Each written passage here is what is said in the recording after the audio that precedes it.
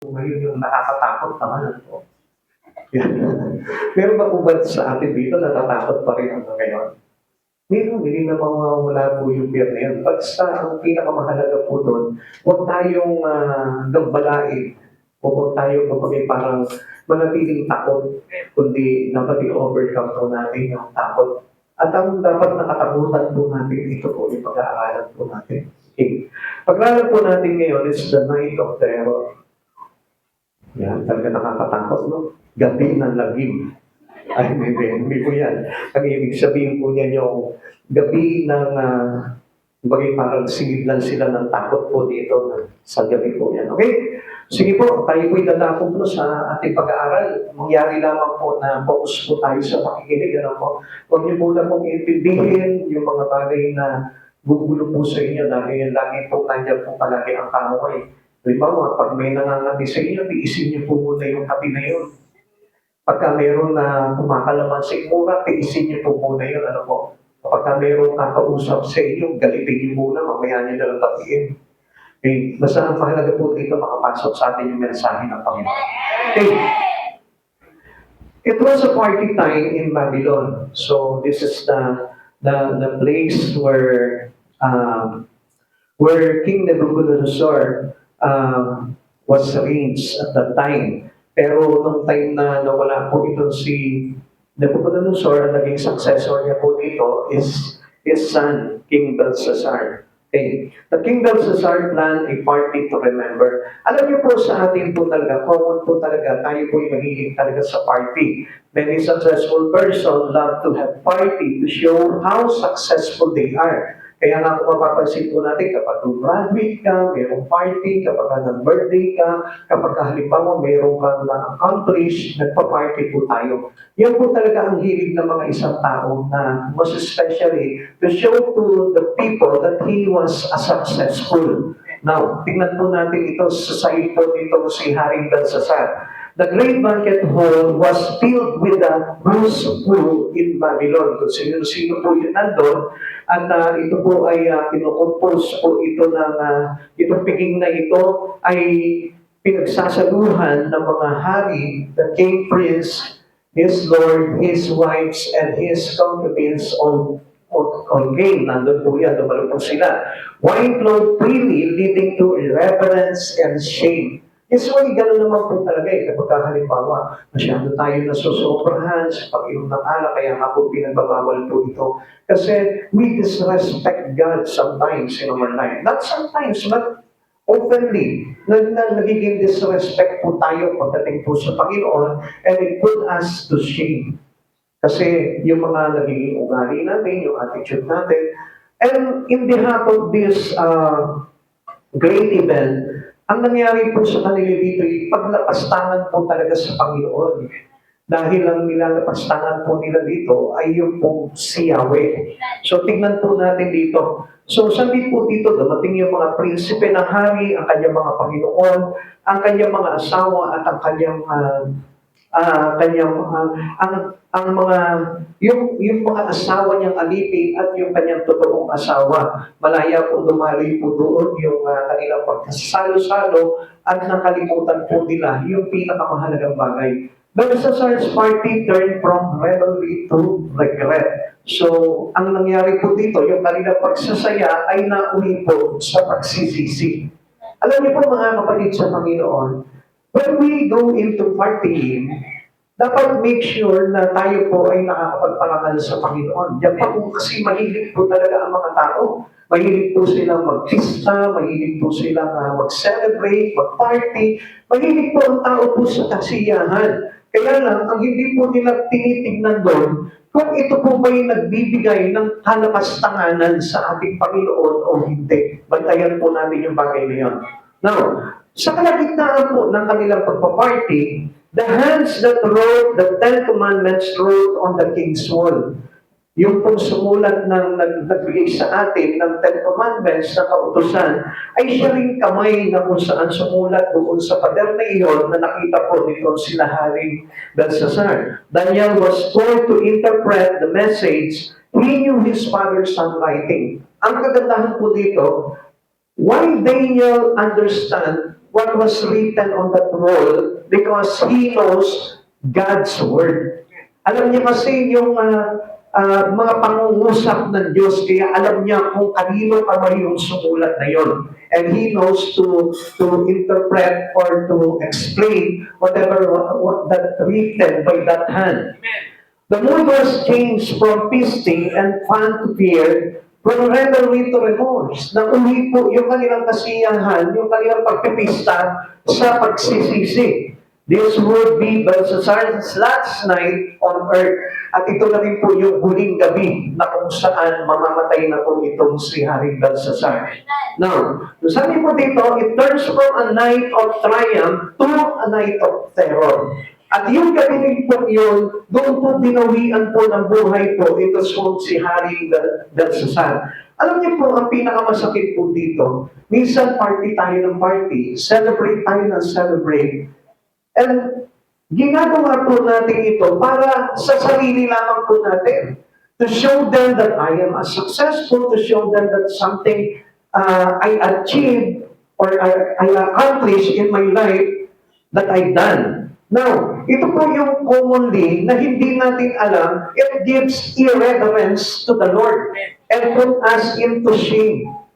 Nagbibigay po sa atin ng kahihiyan sa ating Panginoon. Now, it turns from a night of triumph to a night of terror. Unang-una, alam niyo po ba kung bakit naging terror night itong gabi na ito yung nakakatakot? Because number one, it was the terror of a wasted night. Nakakatakot po dahil nasayang ang buhay. Now, this is what the message of God into every one of us. Do not waste your life. Kailangan yung buhay po natin ay gamitin po natin na mainam. At kung ginagamit lamang po natin ito, nang hiwalay sa Panginoon, whatever success you have committed in your life, it is nonsense and you waste only your life. Nasasayang lamang po yung buhay natin. Kung minsan, akala po natin, tagumpay na po tayo, no? And the successes that we earn in our life, sa pagsisikap po natin, akala po natin, nagtagumpay na tayo. Pero ang hindi po natin alam po doon, sometimes it is a wasted life. Nasayang lang pala yung ating mga pagpapagal. Bakit po kaya? Belshazzar had lived his entire life without getting right with God. So, ibig sabihin, gumagawa lang po ito si Belshazzar, wala na siyang pakialam sa Diyos. Na hindi niya, nang parang isinasantabi niya lang po ang Diyos sa buhay niya, basta He wants to do anything that He wanted. Yung ginagawa niya lamang po, yung maibigan niya, yung para sa sarili niya. At wala siyang pakialam kung may Diyos na buhay na kailangan po nating sambahin. Ito po yung nakakatakot, yung mga nasasayang na buhay. Kaya tayo po, huwag po natin sayangin po yung buhay natin. Okay? Sabi po sa Daniel chapter 5 verse 17 to 24, sinabi ni Daniel sa hari, mahal na hari, huwag na po ninyo ako bigyan ng anuman, ibigay na lamang po ninyo sa iba ang sinasabi ninyong gantimpala. Babasahin ko na lamang po at ipapaliwanag ang nakasulat. So dito obvious na pinapaliwatig na rin po dito ni Daniel dito sa hari na ito na walang halaga yung tagumpay. Walang halaga yung gantimpala dito sa lupa. Walang halaga yung mga achievements natin dito sa lupa. Kaya nga sabi niya, mas maganda na sabihin ko na lang sa iyo ang katotohanan kaysa bigyan mo pa ako ng gantimpala dito because the words of God is free. Binabasa sa atin at ipinapahayag po sa atin ang mensahe ng ating Panginoon para hindi tayo mapahamak. Pero, usually, alam niyo po, hindi yan ang gusto ng tao, kundi ang gusto nila sa buhay po nila are those successes in life. Yung mga tagumpay na gusto nilang ma-achieve sa buhay po nila. Kaya lamang po ito yung nagpapahiwalay sa kanila sa Panginoon. Now, verse 18, mahal na hari, ang inyong amang si Nebuchadnezzar ay binigyan ng kataas-taasang Diyos ng isang kaharian. Niloob ng Diyos na siya'y maging makapangyarihan at binigyan siya ng karangalan. Dahil sa kapangyarihang iyon, lahat ng tao sa bawat bansa at wika ay nanginig at natakot sa harapan niya. Ipinapapatay niya ang gusto niyang ipapatay at inililigtas niya sa kamatayan ang nais niyang iligtas. Itinataas niya sa tungkulin ang gusto niyang itaas at ibinababa naman ang gusto niyang ibaba. Ngunit nang siya'y naging panalo matigas ang ulo at pangahas, inalis siya sa pagiging hari at nawala ang kanyang karangalan. Verse 21, iniiwalay siya sa lipunan at nanilaang kasama ng mag-iilap na asno. Ang isip niya ay pinalitan ng isip ng hayop, kumain siya ng damo, tulad ng mga baka, sa labas siya ay natutulog at doon nababasa ng hamog. Ganyan ang kanyang kalagayan hanggang sa kilalanin niya ang kataas-taasang Diyos ang namamahala sa kaharian ng mga tao at inilagay niya sa trono ang sinumang nais niya. At bagaman alam ninyo ito, Haring Belsasar, hindi kayo nagpakumbaba. Sa halip nagmataas kayo sa harapan ng Panginoon ng kalangitan, ipinakuha ninyo ang mga sisidlang mula sa kanyang templo at ininuman ninyo. At ng inyong mga tagapamahala, mga asawa at asawang lingkod, doon sumamba kayo sa mga Diyos ninyong hari na ginto, sa ginto, pila, kanso, bakal, kahoy at bato. Mga Diyos na hindi nakakakita, hindi nakakarinig at nakakaunawa man. Ang Diyos na nagbibigay ng pagtatnag sa inyong buhay ay hindi ninyo pinararangalan. Kaya ipinadala niya ang kamay na iyon at ipinasulat sa dingding ng inyong palasyo. Now, kung mapapansin po natin dito mga kapatid sa Panginoon, sa pagpapahayag pa lamang po ni Daniel, nagbigay na po siya ng comparison. At yung comparison na yun is a great example for us that we've seen already. Nakita na ng mga mata natin, nakita na nitong si Haring Belsasar, yung kanyang ama, na ganito ang ginawa kay Yahweh, kaya tinarusahan ni Yahweh ito na wala sa pag-iisip at parang namuhay na parang mga hayop. So sa madaling salita po dito, mayroon na siyang basihan. At ang basihan po dito, yung kanyang naging ama. Ngayon mga kapatid sa Panginoon, with regards on our relations to God, meron na rin po tayong basihan. Maaring meron po tayong mga magulang, mga grandparents, or mga tao sa paligid natin, or the other Christians that we've seen already or nakasama natin sa paglilingkod. Yun ay mga katuruan sa atin ng Panginoon. At as we notice, makikita po natin dito, ang Diyos nagpapakita sa atin ng mga halimbawa. Halimbawang magaganda at halimbawang hindi nakalulugod sa Panginoon para hindi pamarisan. Kung magaganda man yung halimbawa na ipinapakita sa iyo ng Panginoon, it is a great example for us because kung nakita natin doon sa magandang halimbawa na yun si Jesucristo, ganun din po yung mensahe ng Lord sa bawat isa sa atin na dapat nating tularan. At kung mayroon man tayo, halimbawa sa mga magulang natin, na nagkamali pagdating sa kanilang pamumuhay o naging pagkakasala po nila sa Panginoon, with regard on it, dapat tayo po ay lumalayo sa ganong linya. At ang nagiging linyahin ng buhay po natin, yung pamumuhay ng ating Panginoong Jesucristo, or else, the same what happens to those examples that given to us by God, it will happen to us also. Ganun din po yung mangyayari sa atin. Kasi it is a generational curse that can be transferred to a person who is related to you.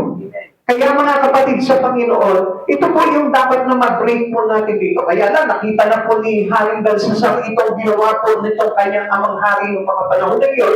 Pero ganun pa rin po yung ginawa niya. Tinularan niya pa rin po yung kasamaan ng kanyang ama.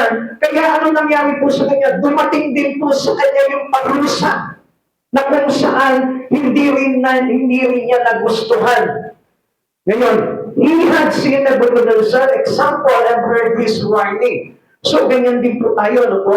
Maari po meron na pong warning ang Diyos sa buhay po natin sa pamamagitan nito mga nasaksihan po natin mga naunang tao po sa atin. Nebuchadnezzar had been humbled by God until he turned to Him. Alam niyo, mas mainam pa nga po ito si Nebuchadnezzar. Nung parusahan po siya, doon niya lamang po naintindihan na ito pong Diyos na ito ang kailangan po niya sa kanyang buhay. The warning was those that walk in pride, he is able to abase. Pinapakita po dito na ang paglakad natin sa pagmamataas ay kayang ibaba ng ating Panginoon. Kaya nga wala tayo maipagmamalaki. Kahit na po sino pong successful dito sa mundo ito, yung pinaka-successful na, alam niyo po bang kaya pong ibaba ng Diyos po ito? Alam niyo, kapag hindi ka pa binabagsak ng Panginoon, unahan mo na yung pagbagsak na yun. Sapagkat kailangan na natin po talaga ma-remind po tayo at maiayos po tayo at makakilala po tayo sa Panginoon hanggat hindi pa huli ang lahat. Kaya nga po, yung paglakad po natin na may pagmamataas, kailangan ibaba na po natin. Kaya alam na po natin po yun, no? Those who humble to God will be humbled and those who lift themselves to God will be lifted. Now, mga kapatid sa Panginoon, tingnan po natin ito. Sabi ng Daniel chapter 4:37, kaya ako si Nebuchadnezzar ay nagpupuri ngayon at nagpapasalamat sa hari ng kalangitan sapagkat lahat ng gawa at tuntunin niya ay matuwid at makatarungan. Ibinabagsak niya ang mga panalo. Kaya nga, ang Diyos ayaw po talaga ng mga mayayabang. Ayaw ng Diyos yung mapagmalaki po tayo. Let us all be humble before the Lord our God. Na kahit na ano yung narating natin sa buhay na ito, still we should humble before Him. Dahil napakahalaga po talaga ng pagpapakumbaba.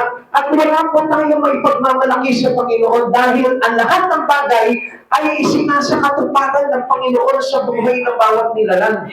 Kaya po, wala po tayo dapat na ipagmalaki na dahil sa aking lakas, katalinuhan, karunungan, ako ay nagtagumpay. Never. Dahil ang Diyos ang nagbibigay ng katagumpayan sa buhay ng mga tao. Then Susan has invented his life in things that pass away and now face eternity empty-handed. Kung mapapansin po natin dito, ang pinagtuunan lamang po ng pansin po dito ni Hari Belshazzar ay yung mga bagay lamang po na lilipas. And commonly nakikita po natin yan sa mga tao sa panahon po natin ngayon. At pinag-aaksagahan at pinagbubulan lamang po nila ng panahon yung mga bagay na lilipas at papanaw. Like for example, the things in earth. Lahat ng mga bagay dito sa mundo ito, it shall pass. Sabi nga po sa atin ng banal na kasulatan, ang lahat ay maglalaho, subalit ang kanyang salita kailan may hindi magkakabula.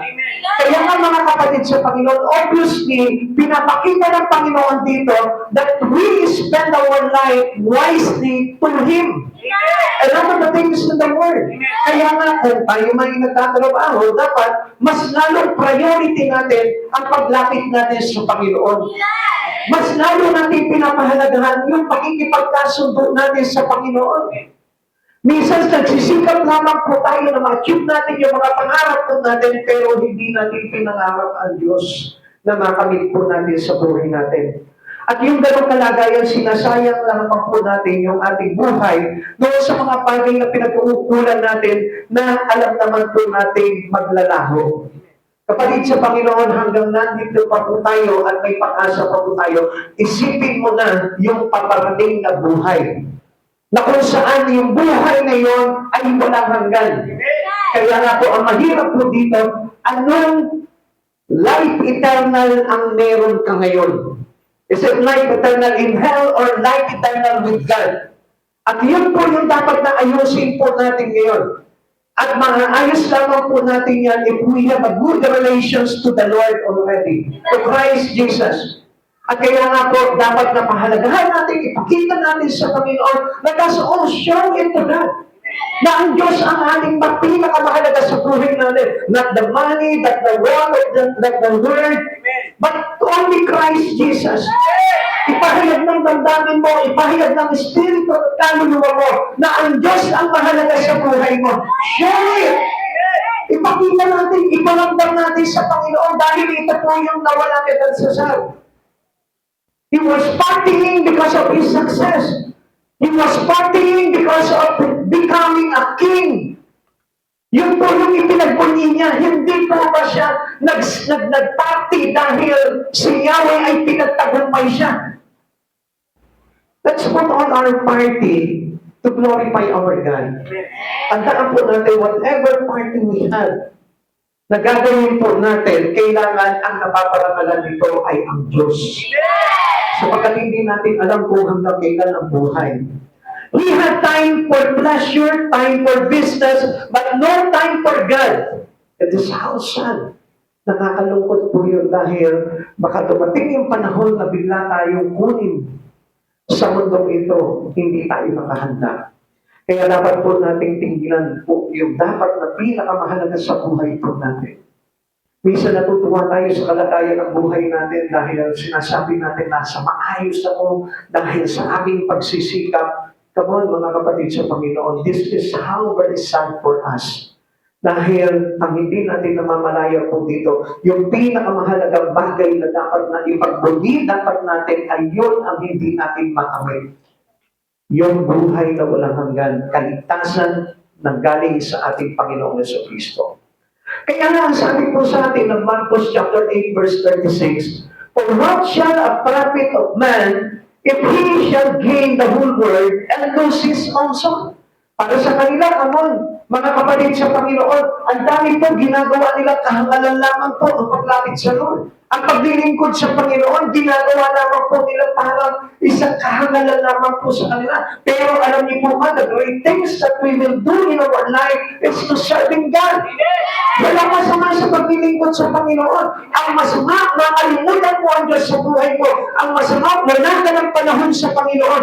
Ang masama, yung hindi mo magawa, yung pinagagawa sa iyo ng Lord because we are born in this life to have to do our purpose to Him. Tandaan po natin kapatid sa Panginoon, tayo po'y pinanganak sa mundo na ito, mayroon tayong kanya-kanyang purpose. And there is a purpose of God in every life. At dapat na malaman natin yung purpose na yun ay kailangan madagpanan po natin habang tayo nabubuhay dito. Kasi alam niyo po tayo dinaya ng kaaway. Masyado tayo nagumon dito lamang po sa kalayawan ng mundo. Kaya ano sabi po sa atin ito, Aklatang Marcos, for what shall it profit a man if he shall gain the whole world and lose his own soul? So nakakapanghinayang, it is a wasted life. Nakayod ka ng kayod, payaman ka ng payaman, pero wala kang relasyon sa Panginoon. This is how very sad. Kaya nga mga kapatid sa Panginoon, unawain po natin yung gusto na ipahayag sa atin ng Lord. Hindi masama po na yumaman sa mundo ito, ang masama yung wala ang Diyos. Ang masama yung hindi mo matampanan yung layunin ng Diyos kung bakit ka nabuhay sa mundo ito. Do not underestimate your calling to God. Sapagkat yun ang pinakamahalaga sa lahat, yung pagtawag sa iyo ng Panginoon. Even though whatever calling you have into the Lord, dapat pahalagahan mo yan. Kahit sabihin mo yung simpleng pag-church mo, pahalagahan mo yan. Yung simpleng pagbabasa mo ng Biblia, pahalagahan mo yan. Dahil the purpose ng Lord kung bakit pinagagawa sa iyo yung mga bagay na yan. At yun ang hindi natuwa ni Haring Belshazzar. In-enjoy niya lang yung sarili niya. In-enjoy niya lang yung kayamanan niya. In-enjoy niya lang yung pagiging hari niya. In-enjoy niya kung anong meron siya, pero hindi niya na-enjoy yung buhay na paparating sana na dapat niyang pinag-uukulan ng panahon. And it is so called a wasted life. Na kapag ikaw wala kang bagay na pinupursu sa buhay mo, na makapaglalagay sa iyo sa kaharian ng Diyos pagdating ng araw, it is wasted life. Na kahit sabihin mo, ang ganda-ganda ng katayuan mo sa buhay mo, tinitingnan lang ka dito sa mundo ito, pero kung hindi mo pinursu yung layunin ng Diyos na mapabilang ka sa kanyang paghahari pagdating ng araw, it is wasted life. Sayang na buhay lang yan, at yan yung nakakatakot na buhay na meron po tayo. Mag-isip po tayo lahat, mga kapatid sa Panginoon. Do not make our mind to be fooled by our enemy. Minsan alam niyo, pinapadaya natin yung ating kaisipan sa kaaway. Sinasabi sa iyo, ito ang maganda, ito ang maayos, ito ang nararapat na buhay. Pero hindi natin pinakikinggan yung tinig ng Panginoon sa atin, kaya nasasayang yung buhay po natin. It is completely revealed to us the words of God na maglalagay po sa atin sa kaayusan ng buhay, pero still, ini-ignore lamang po natin ang salita ng Diyos. Kaya isang araw, baka mamaya may makita ka sa pagdang Diyos sumusunod, matakot ka. It was the terror time for you. Baka mamaya mayroon ka na nabasa po doon na words of God sa dingding na pader mo. Minsan lang ang mabubuhay ng tao at pagkatapos ay paglulubog, naku, matakot ka na. Baka mamaya mayroon ka nabasa doon sa pader ng kapitbahay mo. What shall a prophet of man gain in the whole world but loses his own soul? Ibig sabihin nun, it is a warning to you by God. Baka mamaya sinasabi na lang sa iyo ng Panginoon na lumapit ka sa Kanya, ikaw na pagal na at pagpapahingay ka niya. Baka mamaya hindi ka magkaroon ng kapahingahan. Alam niyo po, it is not accidentally to encounter the words of God. It is truly given to us because God's love every one of us. Mahal tayo ng Panginoon, kaya niya ipinaririnig sa atin ang salita niya. Sapagkat ang gusto ng Panginoon na ito, ma-remind tayo sa kalagayan po natin, lalo na especially baka mamaya tayo po ay masyado na naaabala sa mundo ito and you had no time already with God. Tignan mo po yung buhay mo ngayon, meron ka pa bang sapat na panahon sa Panginoon o baka wala na? Baka napakaliit na lang at napakakuorti na lang ang panahon mo sa Diyos. I tell you, God will remind you by His Word. Huwag mo lang hintayin pa sumulat yung kamay na yun sa dingding o sa pader ng iyong bahay. Magbasa ka na ng Biblia para na sa ganon. Maunahan mo na itong panganib na ito. Dahil ang Diyos talaga in advance nangungusap po sa buhay ng tao yan. And another terror that happens to the life of Nebuchadnezzar, it was the terror of the wrath of God. Bago tayo abutin itong puot ng Diyos na ito, alam niyo po ba yung puot ng Diyos? Hindi po iyan doon lamang sa pagdating ng Panginoon, kundi up to now, pwede na mangyari sa atin yung tinatawag na wrath of God. Ano sabi po dito po kay Nebuchadnezzar? Thou art weighed in the balances and art found wanting. Tinimbang tayo, subalit kulang. Alam niyo po, yung pagiging hari niya, napakalaki ng expectation ng Lord po doon. Halimbawa, what titles you had right now on earth, may mga expectation sa iyo ang Lord doon. Example, you are a doctor.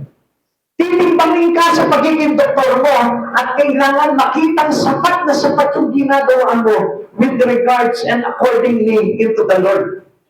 Huwag ka papayag na doktor ka lang. Na walang parte ang Diyos sa buhay mo sa mga ginagawa mo. Huwag ka papayag na isa ka lang engineer. Na walang parte ang Diyos at hindi napaparangalan ng Diyos. Huwag ka papayag na ang buhay mo ay isa kang teacher o ano man yung profession mo dito sapagkat titimbangin ka ng Panginoon pagdating ng araw at kapag nakita niya that you are wanting and found you wanting, I tell you, maaaring ipakapahamak din po natin. Even us, as a servant of God, titimbangin din tayo ng Panginoon.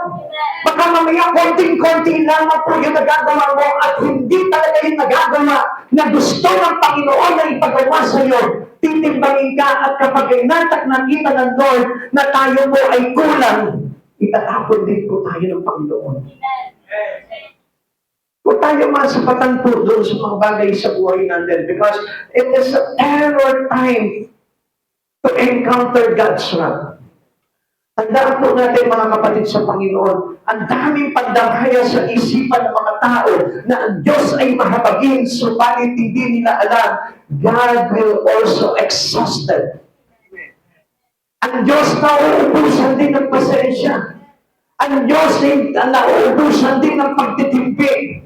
Ang Diyos nagpaparusa rin sa mga taong ayaw magpasaway sa ating Panginoon.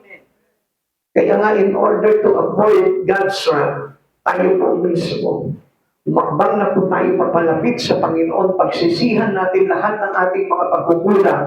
At let us all be repentant to Him. Magbalik loob tayo sa Panginoon. Gawin po natin yung talagang ayon sa kalooban ng Panginoon para na sa ganun, hindi po tayo mapahamak. Daniel chapter 5 verse 25 to 28, ito ang nakasulat, ito po yung sinulat sa dingding ng kamay, ano po? Many, many tekel parsin. Ito naman ang kahulugan, many, nabibilang na ang araw ng iyong paghahari sapagkat wawakasan na ito ng Diyos Tekel, tinimbang ka at napatunayang kulang, pansin, ang kaharian mo ay mahahati at maibibigay sa Media at Persia. Lahat ng pinagpagalan mo, parsing, ang ibig sabihin yan, mapupunta sa iba. Di ba po, ganito ang buhay ng isang tao. Na lahat ng pinagpagalan natin sa mundo na ito, kapag hindi natin ito nagamit para sa kalwalatian ng Diyos, sayang lamang po. Baka even your family, hindi mapakinabangan po yung mga bagay na pinagpagalan mo. Kaya nga mga kapatid sa Panginoon, yung kahulugan po nitong mensahe ng Diyos na ito na isinulat, dapat po na tayo po'y ma-remind. And it will also give a warning for every one of us. Kasi ang Diyos po talaga nagbibigay palagi ng babala sa atin yan. Through circumstances in life, through situation, sa lahat ng pangyayari sa buhay natin, mayroong warning ang Panginoon. While you are here today, baka mamaya mayroon ang warning ng Lord. Nire-remind ka na through His Word. Hindi na natin kailangan pa na bigla may sumulat sa pader po natin, pakasapat na po itong pagpapahayag ng salita ng Diyos na naririnig mo ngayon para tayo po ngayon ay mababalahan ng Panginoon. The patience of God had been exhausted. Nauubos din po. Yung pasensya ng Diyos, may hangganan din po yan. Kaya nga kapag doon, abot langit na po yung ating ginagawa, baka tayo po ay bagsakan na po ng tinatawag na God's plan. Huwag po tayo kumagay parang makampante sa kalagayan po natin. Na konting dasal, konting basa ng Bible, konting church, ay nasa pata na po tayo. At just all looking forward to the things that is according to the God's will. Tignan natin, tayo po ba doon sa konting pagpapray, sa konting pag-church, sa konting pagbabasa ng Biblia, nakakasunod na po ba tayo into God's will? Kaya nga nakikita ko po mga kapatid sa Panginoon, marami pong mga Kristiyano ngayon, they are Christians but not doing God's will. Marami pong mga Kristiyano po talaga, they believe in God, pero ang problema po dito, yung kanilang lifestyle. Wala po doon sa tinatawag na God's will. Hindi sumusunod sa kalooban ng Panginoon. Napakahalaga po nito. Kahit nabasahin mo ang Biblia ng buo, araw-araw, buo palagi yung pagbabasa mo ng Biblia, from cover to cover, binabasa mo araw-araw ito. But, kung hindi ka susunod sa kalooban ng Diyos, it is wasted. Sayang lang po. Kaya nga kung minsan, akala po natin, although tayo po ay nakakapag-church, ay ganap na po yung ating pagiging relasyon natin sa ating Panginoon. Tandaan po natin na ang Diyos na uubos ng dito. At with regards on Belshazzar, sabi po dito, Belshazzar kingdom was finished, it would end that night. Pinatay na po siya kasi hindi na po kalugod-lugod yung kanyang mga ginagawa. Lagi kahihiyan na po sa Panginoon at lagi na po kawalan ng respeto sa Panginoon yung kanyang pinagagawa. Imagine that, yung pong mga kagamitan po sa templo ni Yahweh. Binaboy po nila, ginamit po nila ito, at yun po yung kanilang pinag-inuman ng alak para sila po ay maglasing. Kaya nga mga kapatid sa Panginoon, batayan po natin yung mga bagay na banal. At hindi po natin kailangan gamitin po itong mga bagay na ito sa mga walang katuturang bagay lamang, sa mga pagsasaya lamang na walang kinalaman sa ating Panginoon. Sin finally catches up to us as it did with Belshazzar. Ang masakit po dito, baka mamaya abutin din po tayo ng ganito. At huwag naman po, unahan na po natin itong ganito pangyayari kay Belshazzar habang tayo po ay inalulugdan pa ng Panginoon kahit paano. Kapatid, alam niyo po ba yung grace ng Lord? Yun po yung naglagay sa Panginoon ng tinatawag na long suffering para until now, mapagbigyan pa rin po tayo ng Panginoon. At ipagpasalamat po natin yun. At yun yung samantalahin po natin na tayo po'y makalapit ng todo sa Panginoon. Do not limit your life into Him. Huwag ka magkaroon ng reservation pagdating sa pagpupuri mo sa Panginoon. Kailangan you give all the best, you give all your life, you give and surrender to Him freely. Fully ibigay mo sa Panginoon. Isabit mo yung buhay mo sa Panginoon. Kasi hindi masasayang yun kapag binigay mo sa Lord. Ang sayang na buhay, yung katulad ng buhay ni Haring Belshazzar na kung saan he spent only to gain a lot of things in the earth. Doon lamang po siya nasiyahan. Kaya nga ingatan natin na mabutan po tayo na ganitong mga kasalanan po natin. Ang pinakamaganda po na gawin po natin yan, ngayon pa lamang, let us all repent to the Lord to stop and to avoid God's wrath. Alam niyo, mahabaginantag ng Diyos po talaga, lalo na doon sa mga tao na marunong pong magpakumbaba at humingi ng tawad sa Kanya. Now, alam niyo po, yung God's wrath, pinatunayan po talaga ito ng mga lingkod din po niya. Nakita din po nila yan. Okay, isang-isingin po natin yun. Mamaya, mayroon pa pong naniniwala sa inyo na ang Diyos ay hindi marunong magalit. Pero po ba? Meron po ba dito na assuming na ang Diyos hindi nagagalit, kahit na anong gawin natin, hindi siya nagagalit? Salamat po sa Panginoon at alam din po natin na marunong magalit ang Panginoon. No? Bakit po? Kasi tingnan po natin itong mga tao na ito na nakakita ng tinatawag na poot ng Diyos.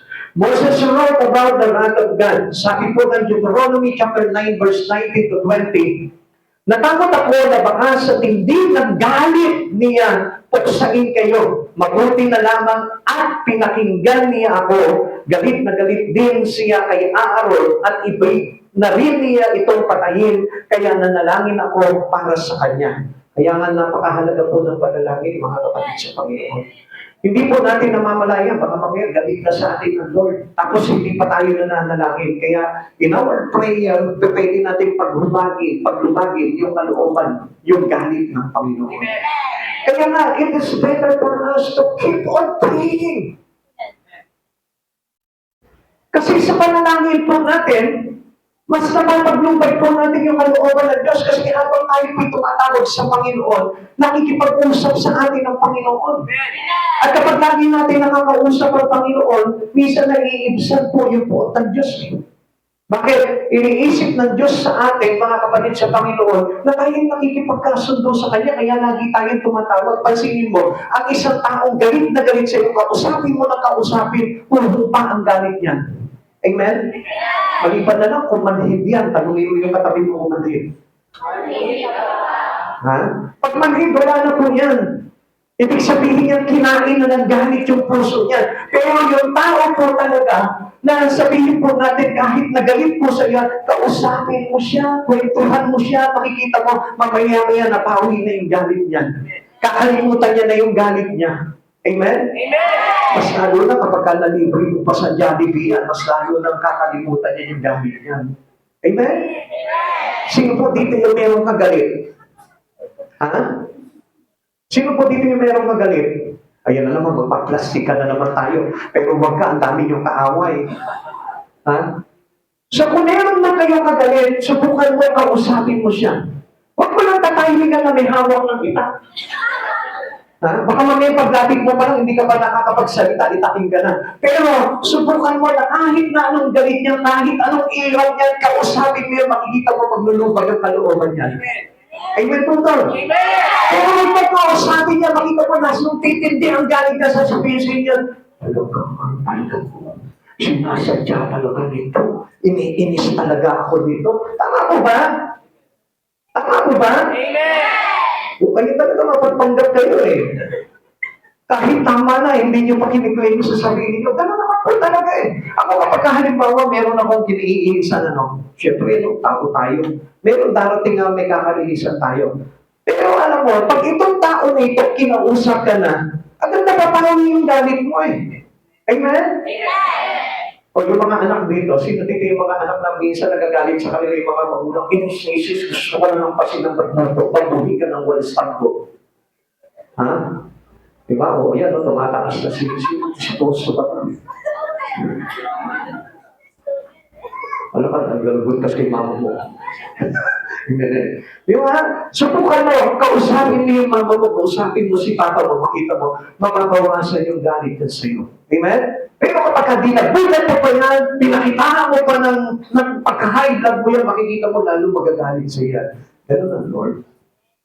Ang Diyos, pag nakipag-usap ka sa Kanya, humingi ka ng tawad sa Kanya, agad na bumababa yung galit ng Panginoon. Kaya ano sabi po dito ni Moises, buti na lamang, sabi niya po gano'n, ano? Natatakot ako na baka sa tindi ng galit niya ipuksahin kayo, mabuti na lamang at pinakinggan niya ako. Tumawag siya. Hiniling niya sa Panginoon na huwag parusahan ang bayan ng Israel. Kahit na kay Aaron, galit na galit po si Yahweh, pero ano ginawa niya? Nanalangin siya at humupa yung galit nitong si Yahweh kay Aaron. Ngayon, kapatid sa Panginoon, kailangan din ng Diyos yung panalangin mo. Even though hindi sa iyo galit ang Panginoon, sa pamilya mo, dahil hindi nag-church, hindi kumikilala sa Panginoon, ipag-pray mo sila. Lagi mo palagi na isama sila sa prayer. Hingin mo sa Panginoon, Lord, magtimpi ka dito sa aking pamilya. Mahalaga po yung panalangin po yun dahil meron po tayong God's word po talaga. Na kahit dito sa mundo natin, pwede natin maranasan po yun. Kaya hindi nga po natin maipahaliwanag po yung mga nangyayari sa ibang tao. Na instantly, meron po doon tayong tinatawag na sudden death. Meron po tayong tinatawag na sudden big tragedy na nangyayari sa buhay ng tao. Kaya nga, always keep praying. Amen. Para maiwasan po natin yung taot ng Diyos na yun. Hindi naman natin sinisisi sa Panginoon lahat ng pangit na pangyayari sa buhay po natin. Kaya lang po, kung minsan, dahil nga po, sundulan na yung kasamaan ng tao, kaya ang Diyos din po mismo ay nagiging exhausted. Amen? Tignan pa po natin. Ito si Pablo, nakita rin po ito Paul wrote about the wrath of God. Roma chapter 1 verse 18. Nahayag mula sa langit ang puot ng Diyos laban sa lahat ng kalpastanganan at kasamaan ng mga tao dahil sa kanilang kasamaan ay hinahadlangan ang katotohanan. Never ever do it. Na tayo po mismo bumangga doon sa katotohanan ng Diyos dahil ito'y napakalaking kalapastanganan po sa Panginoon. Isang napakalaking kasamaan po ito. Yung we contradict the truth about the words of God. Dapat tayo nga po, ipanagi po tayo na nakaayon pagdating sa salita ng Diyos. Kaya nga, anong nangyari po dito dito po kay Belshazzar? Hindi na nakatiis ang Diyos, sumulat na po doon sa dingding, doon sa wall. Habang nagsisiyahan po sila, nag-aawitan po sila, nagkakantahan sila, nagsasayawan sila, naglalasingan sila. Anong nangyari? Sa poot ng Diyos mismo, ang Diyos bumaba para isulat yung warning niya dito kay Belshazzar. Kaya nga mga kapatid sa Panginoon, kapag tayo po ay mayroong nagagawang kalapastanganan sa Panginoon, get your life to be humble. Get into your knees. Magpakumbaba ka, lumuhod ka, magpatinga ka sa Panginoon. Alam naman po natin kung kailan natin nalalapastangan ng Panginoon But it is better for us to avoid na malapastangan po natin ang Panginoon sa buhay po natin. Huwag po natin susubukan ng Panginoon. Hindi naman magagalit ang Lord Maunamaan naman ako ng Panginoon. Always keep it in your mind na ang Diyos sumasabog din. Na ang Diyos nauubusan din ng pasensya. Kaya nga ito ipinapahayag po dito mga tao na ito na pinababalaan po tayo sa poot ng Diyos. Kaya po, mas maganda na tayo po lumapit talaga sa Panginoon para na sa ganun maiwasan po natin itong nakakatakot na galit ng Panginoon. John wrote about the wrath of God. Sinulat din po ito ni Juan. Sabi po ng John chapter 3 verse 36, ang sumasampalataya sa anak ay may buhay na walang hanggan.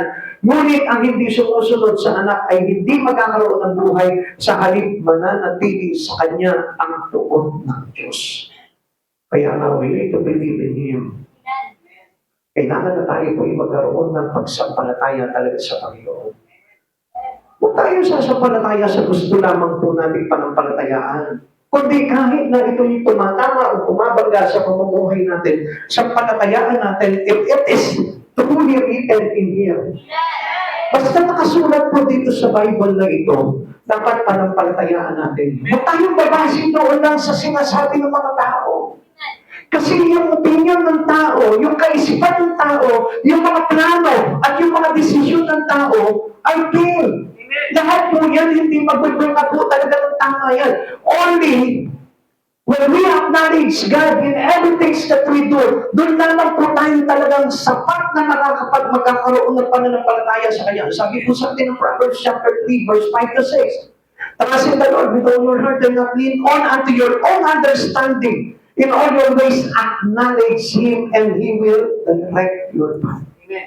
Doon lamang po talaga tutumpak tayo kapag yung pananampalataya natin is always keep on trusting the Lord. Kahit sabihin mo, naku, hindi pa pabor sa akin itong bagay na ito, Lord, paano yan? Trust Him yan. Maniwala ka sa Kanya, yun yung faith eh. Yun yung kahulugan talaga ng dapat na faith na meron po tayo. Yung faith na hindi kinapapootan ng Diyos, hindi yung faith na nakapoot sa Diyos. Kasi minsan, may faith po tayo, pero bangga naman contradicted to the given words of God. Meaning, contradicted to the will of God. Kaya nga dapat yung faith natin is already aligned with the words. Naintindihan po natin yun? Kaya nga kapag meron ka pananampalatayaan, i-check mo sa Bible. Baka mamaya, wala naman nakasulat sa Bible na gano'n. Amen. Amen. Para maiwasan po natin yung puot ng Diyos. Sabi pa po ng Pahayag, chapter 14, verse 19 to 20. Kaya ginamit ng anghel ang kanyang karin, inani ang mga ubas at inihagi sa pisaan, matinding puot ng Diyos. Pinisa sa labas ng lungsod ang mga ubas at mula sa pisaan ay bumaha ng dugo. Ang lawak ng baha ay umabot hanggang 300 kilometro at 5 talampakan ng lalim. Grabe, sobra-sobra yung po ng Diyos dito. Ipinapakita dito ng Panginoon na pagdating ng araw, itong mga taong hindi talaga totoong nanampalataya sa Kanya, nanampalataya lamang sila according sa kalooban, sa sarili lamang po nila, ito yung mangyayari. Dadala po talaga ng dugo 300 kilometers and 5 feet yung lalim. So, ano pinapakita dito? Ito po yung pinakamalaki at parang buong mundo na eh. Ang nasasakupan ng pukot ng Diyos na yun. At ito po yung mangyayari kapag dumating na po ang Panginoon. Pero right now, ngayon pa lamang ingatan natin na mapuot ang Diyos. Sabihin mo sa katabi mo, huwag mong hayaang mapuot ang Diyos. Ang tanong dito, how does one escape the wrath of God? Paano po ba? Come to Jesus who endured the penalty of our sins on the cross. Lumapit ka na ngayon sa Panginoon dahil siya lamang ang may kakayanang magpakupa ng mga bagay sa atin sa galing ng ating Panginoon. Only Christ Jesus. Kaya nga, He is the mediator between man and God. Na kapag tayo lumapit tayo sa Panginoon, anumang bigat ng kasalanan mo, kayang-kayang ipatawad sa ating Panginoon. Those who place faith in God's Son are delivered from God's wrath. Tandaan po natin yan. This is how important Jesus Christ in our life. Kung wala ka pang Yeso Cristo sa puso mo ngayon, naku, umpisahan mo ng tumawag, tanggapin ang Panginoong Yeso Cristo dahil yun lamang po ang makakapagpalubag ng poon ng ating Panginoon. Amen. Kaya nga mga kapatid sa Panginoon, He is our redemption. Siya yung tumutubos sa atin. Siya yung nagliligtas sa atin. Siya rin po yung hahatol pagdating ng araw sa atin. Kaya ngayon pa lamang po, makipagkasundo na po tayo sa Panginoon. Huwag na huwag niyo pong babaliwalain ng Diyos sa buhay mo. Huwag mo sasabihin na wala kang time sa Panginoon. I tell you, doon pa lang kapupuutan ka na ng Panginoon. Kaya hindi niyo po napapansin, ang daming mga tao, ang lalakas na loob nila, I have no time for God, I am a busy man. Wala akong panahon para mag-church, wala akong panahon para magbasa ng Biblia. Come on, hindi mo alam. Sumasabog na ang puot ng Diyos sa mga tao na yun na nagsasabing wala silang panahon sa Panginoon. Alam mo, kung meron kang dapat na paglagakan ng panahon mo sa buhay na ito, through the rest of your life, kailangan na kay Kristo. Bigay mo sa Panginoon. Huwag kang maghihinayang. Huwag kang maghihinayang daw sa mga araw at panahon na ilalagak mo sa Panginoon. Mga estudyante, huwag niyong libangin yung mga sarili niyo sa mga paggugugol ng buong ng kalayaan ng sanlibutan ito. Panandalian lamang po ang kalayaan, subalit yung pong ating pagtanggap sa Panginoon ay pagbuhay na walang hanggan. Ayaw mo niyo sayangin po yung mga bagay na ginagawa niyo. If you are a busy student, Magpakabisit lang yan sa Panginoon. Maglagay ka ng time para sa Lord. Huwag mo mauubusan ng panahon sa Panginoon. If you are a businessman, a career-oriented person, dapat meron ka pa rin panahon na talagang mailalagak mo at masasabi mo, quality time for the Lord. Huwag mo, dadagdag ka lang ng konti na parang kang dumampot ng toothpick and then ibang tatanggal mo lang ng dumi sa ngipin mo. Hindi po ganun ang Lord. Na kapag ka nararamdaman mo na marumi ka na, dadaputin mo ang Panginoon, Lord, bilisin mo ko. Hindi po ganun. Kailangan meron kang sapat na ugnayan sa Panginoon. Hindi naman po siya parang toothpick na kapag ka meron kang nakita na madumi sa ngipin mo, tsaka mo tatanggalin po nun. Hindi ganun ang Diyos. Ang Diyos kailangan kasama natin lagi sa buhay po natin. Amen. Huwag mo isisingit ang Diyos sa mga bagay lang sa buhay mo. Kailangan lagi siyang mayroong malaking part sa puso mo. Amen. Amen. Tandaan niyo, ang pinakamahalagang sangkap natin sa buhay natin, hindi yung abdo mo, hindi yung puso mo, kundi dapat si Kristo. Amen. Ano sa isang nagkatawan mo kung wala si Kristo? Di pati ang kaluluwa mo, mapapahamak pag wala si Jesus. Kaya nga, napakahalaga ni Jesus sa buhay niya. And another terror things that can be happen for every one of us. It was the terror of a sinner's death. Yung abutin tayo ng kamatayan. How many among us right here in this room are not doing sin? Sino po kaya sa atin dito ngayon? Sa loob ng kwarto na ito, na hindi na gumagawa ng kasalanan. Maybe every one of us nakakagawa pa rin ng pagkakasala. Tama po ba? Now, ito yung pagpapatunay na kailangan natin iayos yung buhay natin sa harapan ng Diyos. Ito yung pagpapatunay na kailangan po natin ng Diyos sa buhay po natin. Ito yung pagkakataon na kailangan natin maintindihan na kailangan po na mayroong sapat at maraming panahon sa Diyos. Dahil kapag dumating itong nakakatakot na araw na ito, na tayo po'y dumating sa kamatayan, nang tayo ay hindi nakapaghingi ng tawad sa Panginoon, I tell you, yan ay pagsisisig wala ng kalunasan. Kaya mga kapatid sa Panginoon, habang may pag-asa po tayo, nakakarinig pa yung tenga mo, nakakapagsalita ka pa. Just put your trust in Christ Jesus. Huwag kang mawawala doon. Kahit nandun ka sa gitna ng kaabalahan mo sa mundo ito, huwag kang nawawala ng panahon sa ating Panginoon. Kaya mga kapatid sa Panginoon, ihanda po palagi natin yung sarili po natin.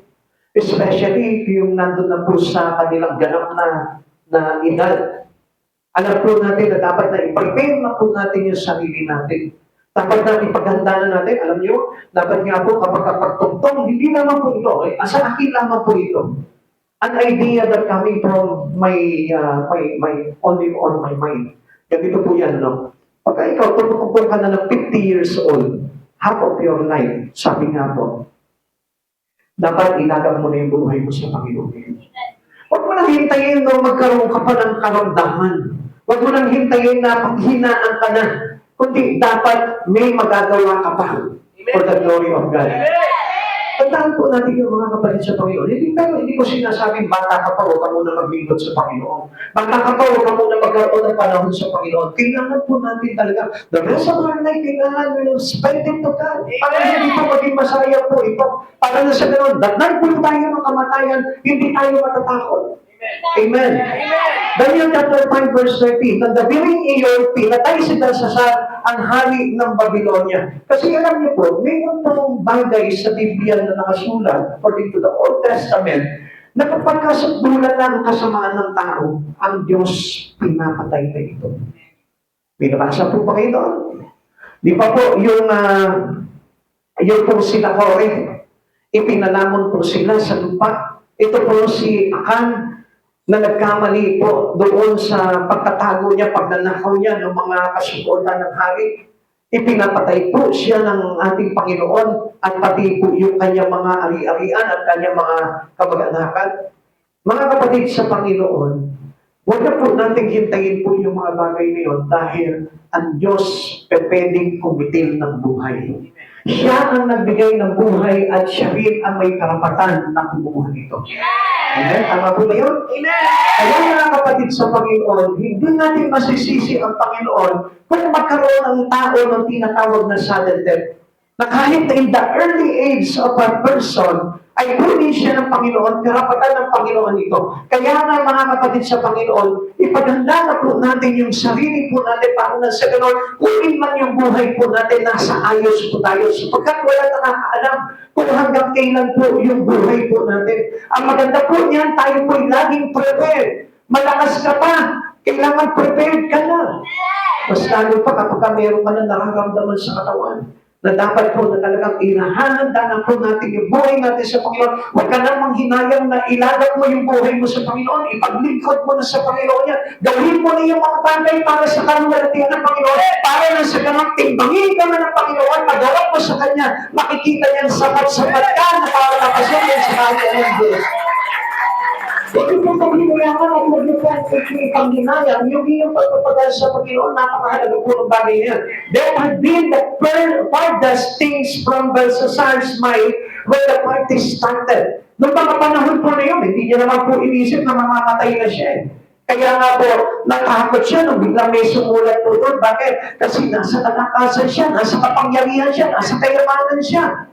Pansinin mo yun, mga kapatid sa Panginoon. Parang ganyan ang kalagayan natin. Malakas ka, wala kang karamdaman, nakakapagtrabaho ka, mayroon kang pera, mayroon kang kayamanan, may ari-arian ka. Pero, pumasok ba sa isipan mo, ako, baka itong araw na ito, bawian ako ng buhay.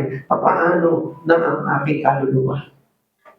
Naisip mo ba yan, kapatid sa Panginoon? Kung hindi mo naiisip yung mga bagay na ito, huwag kang magpakasigurado sa buhay mo. Ang mahalaga, yung kaluluwa mo ay maligtas. Hindi bali ng tapos ka dito sa mundong ito, pero ang mahalaga po dyan, yung kaluluwa mo. Minsan, alam niyo po, meron niya ako nakikita dyan, may edad na po sila, pero ang pinaka gusto pa nilang mangyari sa buhay nila, makapag-abroad sila, makapagtrabaho sila sa abroad. Come on, people of God, don't waste your time, don't waste your life. Napakahalaga ng kaluluwa natin sa Panginoon. Hindi masama tayo na yumaman, magkapera o magkaroon ng mga ari-arian, pero ang masama, yung nandun lang nakalaga ang buhay mo. Yung nakakulong ka na lamang po doon, yung umiikot na lamang doon yung buhay mo, at wala ka ng Diyos na napaglilingkuran. Sapagkat hindi natin alam kung hanggang kailan ang buhay. Kaya nga ang Diyos, ang ganda ng ginagawa sa atin ng Panginoon, He always give us His mercy and chances para tayo'y mabuhay. Hindi niyo po ba napapansin po yun? Nagbibigay siya ng midweek service, nagbibigay siya ng mga intercessory, nagbibigay siya ng mga activities na pwede natin ma-pursue sa buhay po natin para na sa ganun ma-enhance natin yung espiritu natin, lumagod po tayo sa pananampalataya sa Diyos, nang sa ganun pagdating ng araw, sukatin tayo, timbangin tayo ng Panginoon, meron siyang makikita na magandang bagay sa puso natin. Kaya nga kapatid sa Panginoon, huwag niyong panghinayangan po yung pagpunta sa church, huwag niyong panghinayangan yung pagkuha sa Panginoon, huwag niyong panghinayangan na sumunod sa kalooban ng Diyos. Tandaan po natin, ang pananampalataya natin ay dalawang bagay. Tama po ba kung nakakandaan niyo? Yung pananampalataya na according lamang sa sarili at yung pananampalataya na according to God. Faith that based on self-will and faith that based on God's will. Pag tayo po ay gumagawa sa Panginoon, make sure that is God's will and not self-will. Dahil kahit na anong gawin natin, kung ito'y self-will lamang po, pag tinimbang tayo ng Panginoon, makikita niya kulang. Bakit? Kasi hindi ino-honor ng Lord yung mga ginagawa natin na hindi galing sa instruction ng ating Panginoon. Kaya nga, we better submit into God's will. Dahil yun ang pinakamahalaga doon. Alam niyo po dito, sa buhay po ni Belshazzar, noong mga panahon na yun, nagsaya lamang siya na nagsaya. Inubos niya yung kanyang magiging hari sa pagsasaya na. This had been the night for dancing and drinking, not for death. Hindi nila inisip na ang buhay ng tao mamamatay. Na lahat tayo dadako sa kamatayan. Sino po dito, meron po ba dito hindi mamamatay? Pakitaas yung kamay, bigyan niyo sa akin yung sikreto. Pero I tell you, kung mayroon kang alam na hindi ka mamamatay dito sa lupa na ito, hindi ko pa rin aalamin yun dahil alam ko na kailangan ng para ako sa hukuman ng Diyos. Kaya nga mga kapatid sa Panginoon, let's face the truth. But that was on its way to the Cesar party arrived at night. Dumating po yun ng gabi na yun. Binawian ang buhay po ito. Kinitil po ito si Belshazzar. Hindi siya nakahanda. It's too late for him to know God's warning for them. Minsan, alam niyo sa atin, nung pag-unang panahon, nag-warning na sa atin ang Lord. Nung first time mo palang ma-encounter ang Panginoon, nag-warning na sa inyo. Kaya lang, katulad ni Belshazzar, hindi natin pinansin. Kaya umabot tayo sa sumbulan na kung saan ito na pala yung oras na mabawian tayo ng buhay. Doon lang natin na-realize. Huli na pala. May panahon pa tayo. Hindi tayo katulad kay Belshazzar na nandun na siya sa sumbulan. Pero mabuti ang Panginoon sa atin. Dahil tayo may panahon pa. Maaaring hindi pa bukas, hindi pa sa next year, hindi pa sa 5 taon. Mahaba-haba pa.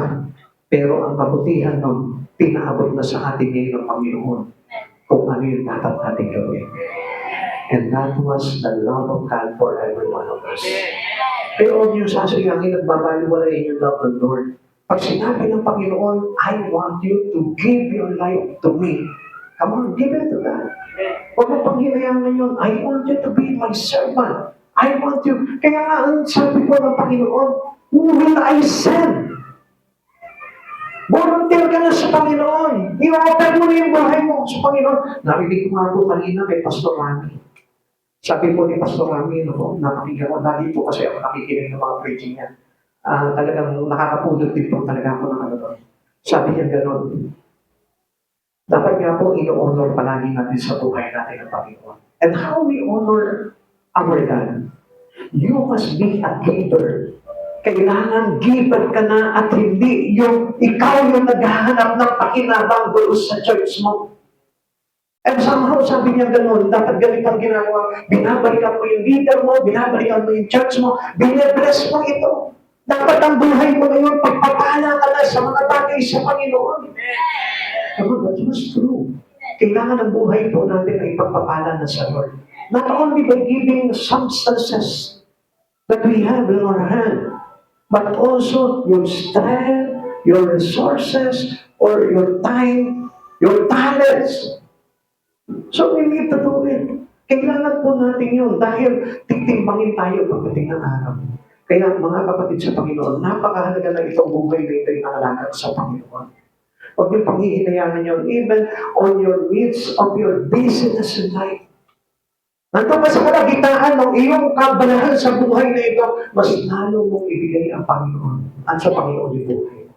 Kasi alam niyo po ba kung sino yung mga tinatawag ng Panginoon? Yung nandun sa kaabalahan, yung nandun sa kaguluhan, yung nandun sa mga pagsubok, yung nandun sa mga bagay na confused in his life. Kapatid sa Panginoon, yun yung mga tinatawag talaga ng Panginoon. Kaya tandaan mo, it is a warning for us right now. Pag gawin mo man itong bagay na ito, makapabuti ka. Subalit, lagi mong tatandaan, walang ipinahayag ang Panginoon sa buhay ng tao na ikapapahamak po natin. Ang lahat ng ito ay para sa ikabubuti po natin lahat. That is on its way to your house and mine. Nakaabang na rin po yan. Hindi natin alam kung kailan. Even kings and earth most successful face death and leave all behind. May iiwan na lahat. Yung kaharian nila sa lupa, ito, iiwan lang po nila yun. Mapupunta sa iba. Yung mga politiko, kahit na po sabihin po nila, magpayaman sila na magpayaman, hindi nila papakinabangan yung kayamanan po nila. Dahil pagharap nila sa Panginoon, yun ang kailangan na matutunan nilang pahalagahan sa buhay po nila. There is terror in facing death that prepared for heaven and bound for hell. Ito yung pinakamasakit nun. Hindi tayo nakapag-prepare para sa buhay na walang hanggan sa kalangitan. At tayo po ay matungo doon sa impyerno. For the wages of sin is death. Lahat ng kasalanan na hindi pa naihihingi ng tawad sa Panginoon, inatakbo sa Panginoon. Dahil pagharap natin sa Panginoon, wala pong papanigan ng Panginoon, walang kikilingan ng Panginoon. Naitala na sa Biblia, for the wages of sin is death. Ang kabayaran ng kasalanan ay kamatayan. Kaya yung mga unrepentant sin natin, kailangan ilapit na po natin sa Panginoon. And try to become useful to God. Kailangan pagsikapan na po natin na maging kagamit-gamit po tayo sa Panginoon. Tandaan natin, Hebrews 9:27, itinakda ang mga tao na minsan lamang mamamatay at pagkatapos ay paghuhukom. Kung pumatay ng Diyos, titignan niya kung ano yung mga bagay na nagawa natin. And make sure na talagang tayo po ay maging qualified sa mga bagay na hinahanap ng Panginoon na mangyari sa buhay natin. Jesus died and rose again to bring salvation to all. Huwag mo sayahin itong bagay nito na ginawa ng Panginoon. Trusting Christ bring purpose to life and assurance of heaven. Trust in the Lord with your will. Lagi mo tatandaan ng pagtitiwala mo, inagat mo sa Panginoon. Huwag sa ibang bagay. Huwag ka magtitiwala sa sarili mo. And sometimes ito yung pinakamabigat na kalaban natin sa sarili mo. Na kung minsan, ito pa yung naglalagay sa atin para tayo maligaw. Yung masyadong pagtitiwala natin sa sarili, alam mo, it put us to become failure. To become failure. Kaya nga po, ang pagtitiwala natin sa Panginoon. Iniligaw po tayo ng sarili po natin kapag wala yung guide ng Panginoon. Haven't you been on the road to hell long enough? Nakakatakot po. Dahil ang lakad po ng isang taong hindi matuwid ay patungo po talaga sa impyerno. Subalit ang lakad ng isang tao na naghahanap ng kaligtasan ay lakad papunta kay Yesu Kristo. And make sure na bawat lakad po natin ay papunta kay Jesus. Minsan sinasabi natin, kaya nga ako nag-church kasi gusto kong mapunta talaga si Jesus. Come on. Do not be a hypocrite. Kasi ang talagang lakad po ng isang tao papunta kay Jesus, kahit na walang church day, kahit na walang church service, lumalakad yan patungo kay Kristo. Kahit na sabihin mo, abala sa mga bagay dito sa buhay yan, ang lakad niya according to Christ Jesus. He never compromised the will of God into his life. Huwag na huwag mong ikaw kompromiso. Yung katwiran ng Diyos sa buhay mo para lang sa mga bagay dito sa mundo ito. Always keep remember that God's given warning was there already in your heart.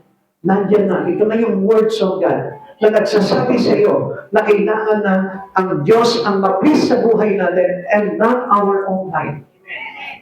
Kaya sa oras nito, kapatid sa Panginoon, nililigawan ka ng Panginoon na gawin mo itong mga bagay nito sapagkat gusto niya someday that you will become a bride to our groom, our Christ Jesus. Gawin mo na ito. Huwag mong panghinayangan yung bagay nito dahil baka isa sa atin ay binibigyan na po ng babala ng ating Panginoon para tayo po ay makapasok sa kaharian ng Diyos. And this is the right time. After we hear this lesson, after we heard this preaching, mas mabuti pong pagnilayan natin itong mga mensahe ng Diyos na ito, baka mamaya para sa atin ang talaga ito. And let us all be stand, and let us all praise our God.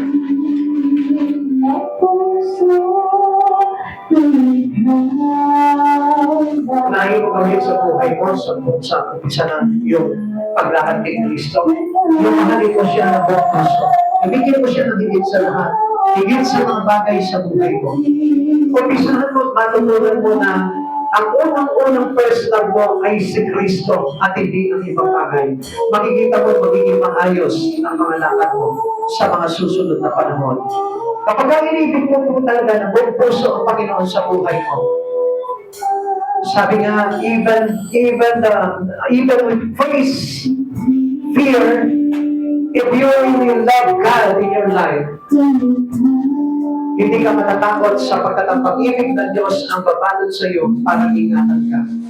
Kaya sa oras dito, kapatid sa Panginoon, no terror night for everyone who trusts in God with all his heart.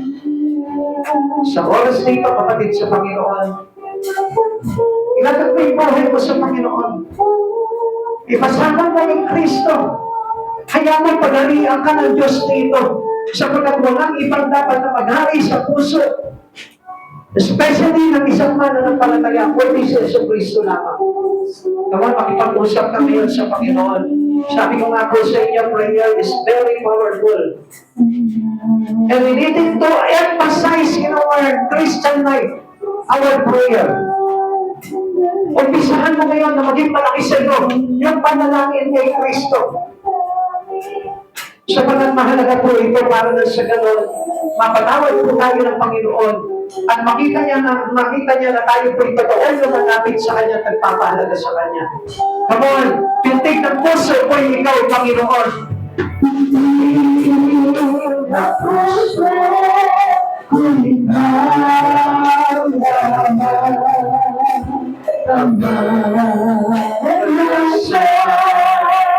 sa bawat sandali, sinuhan ng langit, pinakapiling ka, mula ngayon at magpapailanman. Masahin mo sa puso mo, na pagdating ng araw ay makapiling mo ang Diyos na nakita. Because we decide to have Jesus in our life eternally. Huwag ang papayag na sa oras na ito. Hindi ka pagpahalian ang pag-ibig ni Kristo. Huwag kang papayag sa oras na ito. Hindi mo maramdaman ang presensya ng Diyos na sumasayo sa mga oras na ito magalit.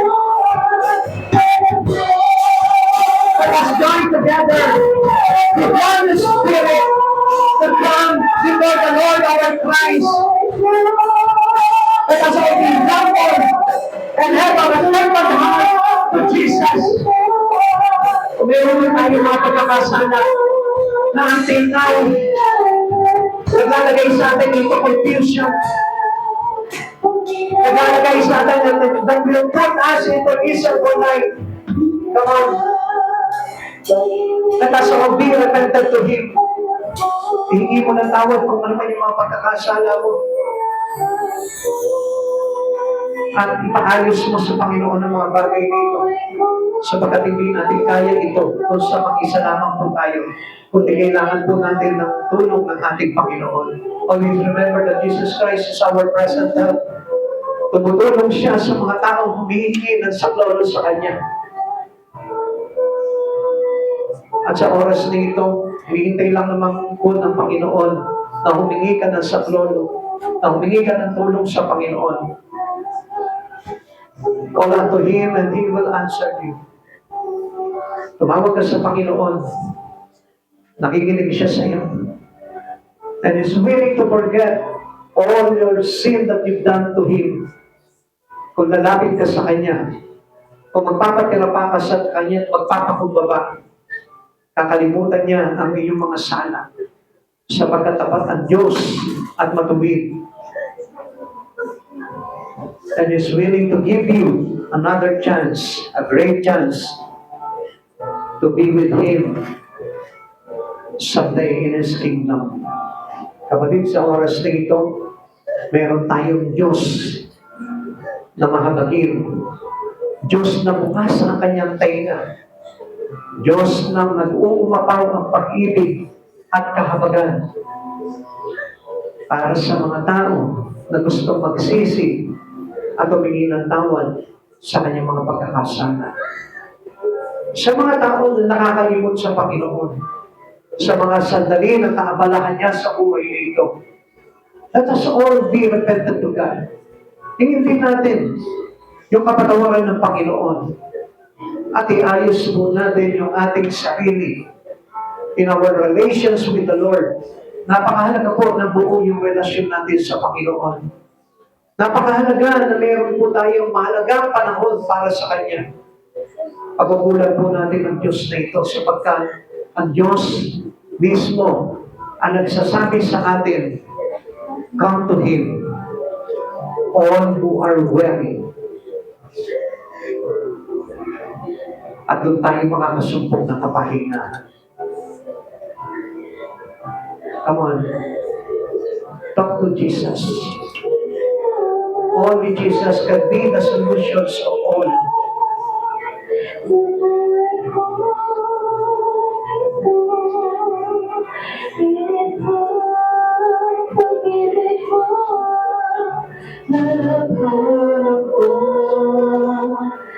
kailangan ko ikaw, Panginoon Jesus.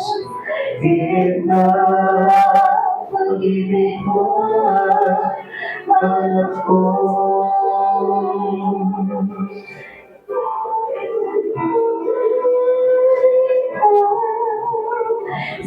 Ama, patuloy po kami lumalapit sa iyo, sa iyong hangganan at sa pag-ibig ng iyong bundok na anak na aming Panginoong Jesucristo. Patuloy po kami, Panginoon, na nagpapakumbaba sa iyong banal na harapan, Lord. Alam namin, Panginoon, na marami kami pagkukulang sa iyong God at hindi naging sapat ang lahat ng aming mga kilos sa bawat pamumuhay, sa bawat pag-iisip, sa bawat galaw namin dito sa mundong ito, Lord. Alam namin, pawang pagkukulang namin sa iyo. Panginoon, patuloy po kami lumalapit sa iyong kabanalan, Panginoon. Tulungan mo po kami, Panginoon, na magawa ang mga bagay na ito, Lord, ang ayon sa iyong kalooban, God. Huwag mo po kaming hayaan, Panginoon, na mamuhay sa pagkakamali, God. Sapagkat alam po namin na hindi paganap ang mga bagay na ito na aming natututunan. Subalit, sa tulong mo, Panginoong Jesus, and with the help of your Holy Spirit, O God, you will lead us into a righteous life accordingly sa nais mo, Panginoon, na magganap sa aming buhay. Panginoon, inihingi po namin ang iyong liwanag, Panginoon, upang makalakad po kami, Panginoon, ng tama sa mundong ito, Lord. Nang hindi kami nalalaya, Panginoon, ng mga bagay sa liputan ito, Lord. Sapagkat alam namin, O God, ang kahalagahan mo sa aming buhay, O God, katulad ng sinasabi mo po sa amin, O Lord. Panginoon, hinihiling po naman namin na bawat isa sa amin, Panginoon, ay bigyan mo po kami ng lakas na magawa ang mga bagay na ito, Lord. Strength that coming from you, Lord Jesus, we can do all things. Panginoon, hayaan mo na sa oras nito, Lord, lahat ng aming pagsisisi sa lahat ng aming mga nagagawang mali sa iyong banal na harapan. Panginoon, pag-upahin mo ang galit mo. Pag-upahin mo ang poon mo, Panginoon.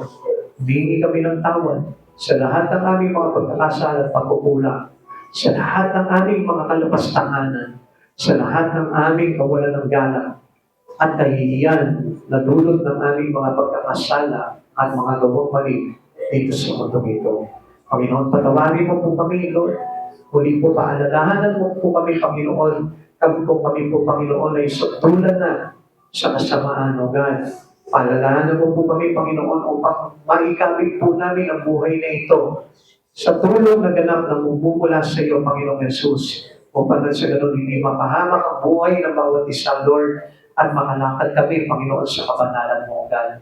Muli po, Lord, nagpapasalamat po ang bawat isa sa amin, O God, sapagkat nariyan ka palagi sa amin, O God. Nagpapaalala sa amin, Panginoon, upang kami hindi mapahamak, O Lord. Inaagapan mo, Panginoon, ang aming kalagayan upang hindi kami maparoon sa impyerno, Lord. Sapagkat alam po namin, O God, sino man tinawag mo, Panginoon, ay nais mong iligtas, O God, at sino man lumalapit sa iyo, Panginoon, ay may iligtas. Panginoong Jesus, salamat po sa biyaya ng umagang ito, Lord, na puno-puno ng pag-asa sa pagpapahayag ng iyong banal na salita, Lord. Salamat po sa napakabuti at kagandang loob na ibinubuhos mo sa bawat isa sa amin, O God. Samahan mo po kami, Panginoon, sa araw-araw na aming pamumuhay, even, Lord, sa aming mga kaabalahan, O God. Lord, lagi ka magkaroon ng space para sa amin, O Lord. Para na sa ganun, Lord, hindi kami makalimot sa iyo, O God, at mapagtuunan ka pa rin namin ng pansin, Panginoon, bilang pinakamahalaga sa aming mga buhay, O God. Higit pa sa anumang bagay sa mundo ito, Lord, ang kahalagahan mo na dapat na maramdaman po namin sa aming mga puso. Panginoon, maraming salamat po, Lord, that you always keep on remind us, O God. Lord, hindi ka nagsasawa sa amin, Panginoon. Lagi mo kami ginagabayan, iniingatan, at pinagpapala sa buhay nito, Lord. Maraming salamat po, Panginoon, at maging sa aming pag-uwi, O God, sa aming pag-iwalay. Kaya mo ligtas kami, maluwalhati kami makauwi sa aming mga tahanan. At kung mayroon na po kami ibang pupuntahan pa, Panginoon, Lord, Hayaan mong manatili kami, Panginoon, ligtas, O God, at maluwalhati kami makapunta sa aming pupuntahan at makabalik na maluwalhati sa aming mga tahanan.